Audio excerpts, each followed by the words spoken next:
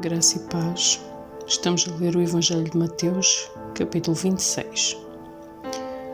Quando Jesus terminou de falar todas estas coisas, disse aos seus discípulos: Como vocês sabem, a Páscoa começa daqui a 2 dias e o Filho do Homem será entregue para ser crucificado. Naquela mesma hora, os principais sacerdotes e líderes do povo estavam reunidos na residência de Caifás, o sumo sacerdote, tramando uma forma de prender Jesus em segredo e matá-lo. Mas não durante a festa da Páscoa, para não haver tumulto entre o povo, concordaram entre eles. Enquanto isso, Jesus estava em Betânia, na casa de Simão o leproso. Quando ele estava à mesa, uma mulher entrou com um frasco de alabastro, contendo um perfume caro, e derramou o perfume sobre a cabeça dele. Ao ver isso, os discípulos ficaram indignados. Que desperdício, disseram. O perfume poderia ter sido vendido por um alto preço e o dinheiro dado aos pobres. Jesus, sabendo do que falavam, disse: Porque criticam esta mulher por ter feito algo tão bom para mim? Vocês terão sempre os pobres em seu meio, mas nem sempre terão a mim. Ela derramou este perfume em mim a fim de preparar o meu corpo para o sepultamento. Eu lhes garanto, onde quer que as boas novas sejam anunciadas pelo mundo, o que esta mulher fez será contado e dela se lembrarão. Então Judas Iscariotes, um dos 12, foi aos principais sacerdotes e perguntou: Quanto vocês me pagam se eu lhes entregar Jesus?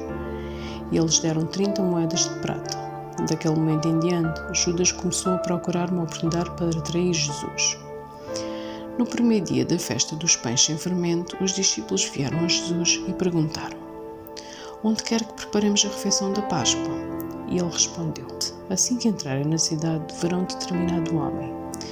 Digam-lhe: O mestre diz: Meu tempo chegou e comerei em sua casa a refeição da Páscoa com os meus discípulos. Então os discípulos fizeram como Jesus havia instruído e ali prepararam a refeição da Páscoa. Ao anoitecer, Jesus estava à mesa com os 12. Enquanto comiam, disse: Eu lhes digo a verdade, um de vocês vai me trair. Muito aflitos, eles protestaram um após outro: Certamente não seria eu, Senhor.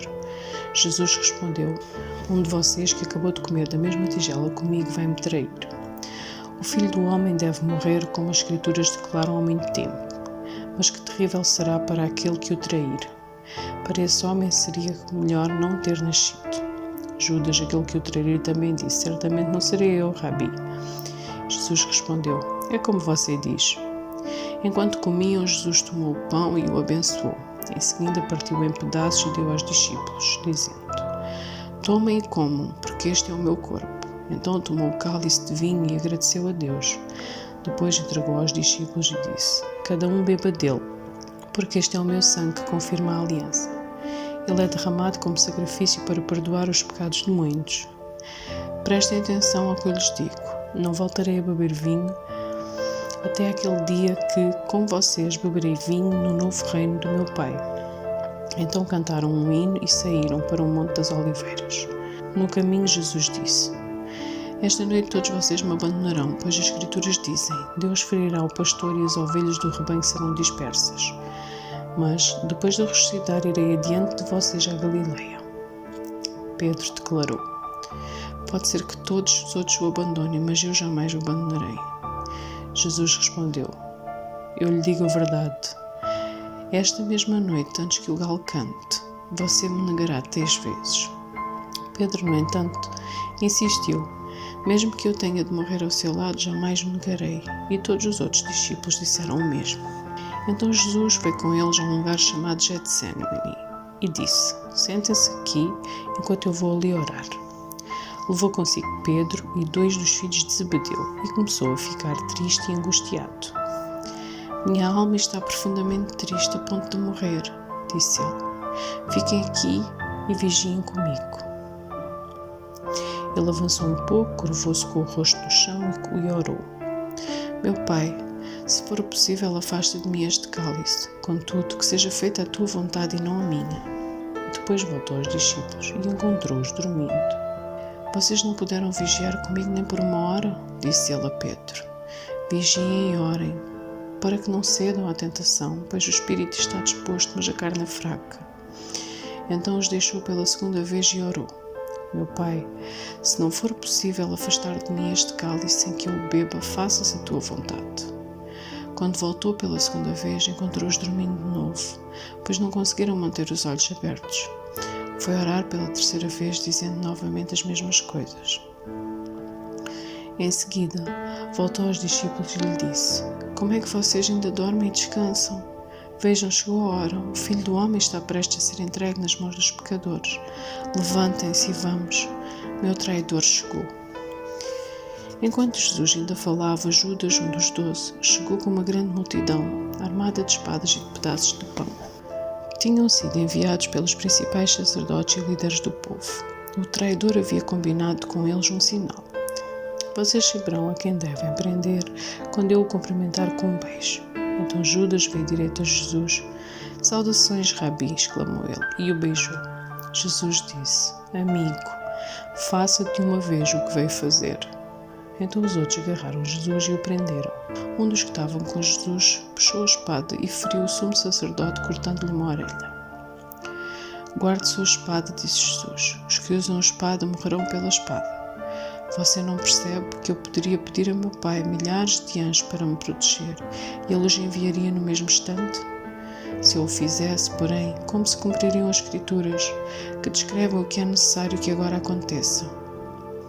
Em seguida, Jesus disse à multidão: Por acaso sou um revolucionário perigoso para que venham me prender com espadas e pedaços de pau?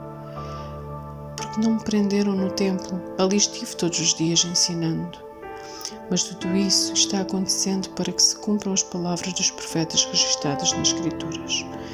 Nesse momento, todos os discípulos o abandonaram e fugiram.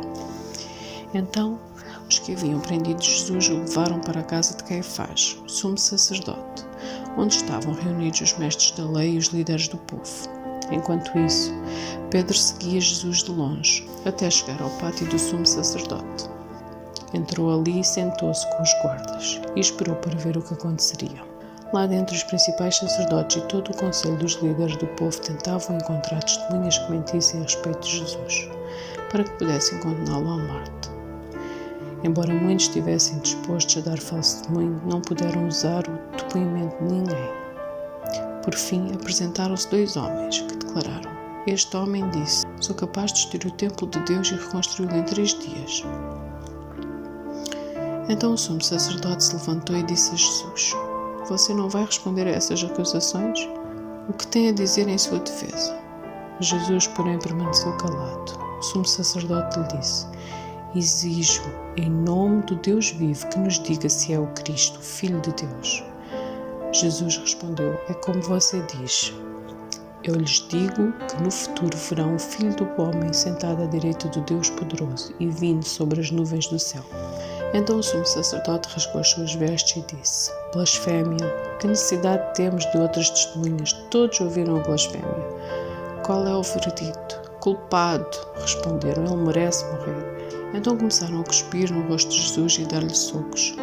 Alguns lhe davam tapas e zombavam: Profetize para nós, Cristo, quem foi que lhe bateu desta vez? Enquanto isso, Pedro estava sentado do lado de fora do pátio. Uma criada foi até ele e disse: Você é um dos que estava com Jesus, o Galileu. Mas Pedro negou diante de todos. Não sei o que você está falando, disse. Mais tarde, junto ao portão, outra criada o viu e disse aos que estavam ali: Este homem estava com Jesus de Nazaré. Novamente Pedro negou, desta vez com juramento: Nem mesmo conheço esse homem, disse ele. Pouco depois, alguns dos outros ali presentes vieram a Pedro e disseram: Você deve ser um deles, percebemos pelo seu sotaque de Galileu. Pedro jurou: Que eu seja amaldiçoado se estiver mentindo, não conheço esse homem. Imediatamente o galo cantou. Então Pedro se lembrou das palavras de Jesus: Antes que o galo cante, você me negará 3 vezes. E saiu dali chorando amargamente. Graça e paz a todos.